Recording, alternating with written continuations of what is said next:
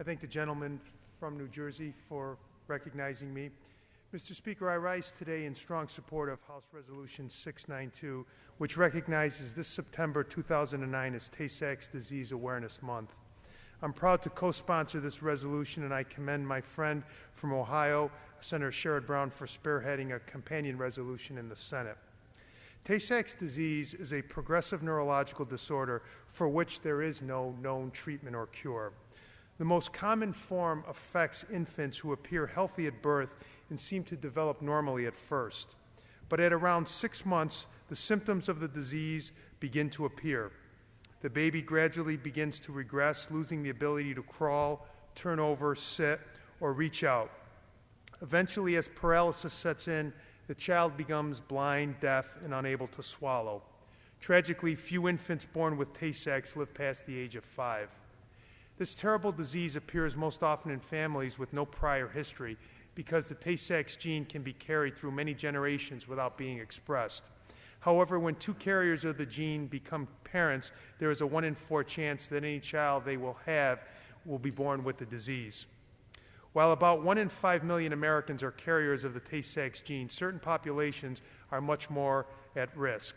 About 1 in every 30 American Jews, 1 in 50 Irish Americans is a carrier. French Canadians, Louisiana Cajuns, and Pennsylvania Dutch are also high-risk populations. It is easy to reduce this terrible disease like Tay-Sachs to statistics, but there is a human story behind the statistics that we must not overlook. My wife's son, Joey Dion, was born a happy, healthy baby. There was no warning he would be afflicted by this terrible disease, but at the age of 1, he began to show symptoms. His mother, like many parents of children with Tay-Sachs, was the first to notice that something was wrong.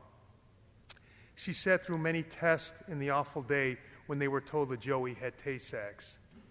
She was forced to watch a once active, healthy, happy baby slowly lose sight, hearing, and muscle control.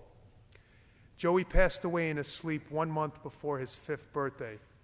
We were thankful he died peacefully in his sleep shortly after his mother held him and fed him for the last time.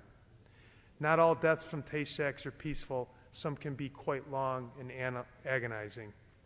Mr. Speaker, a simple blood test can identify carriers of Tay-Sachs genes before they have children, but very few people, including those at high-risk populations, are aware of the availability of this test. This critical and relatively inexpensive test can identify carrier couples before the tragedy occurs.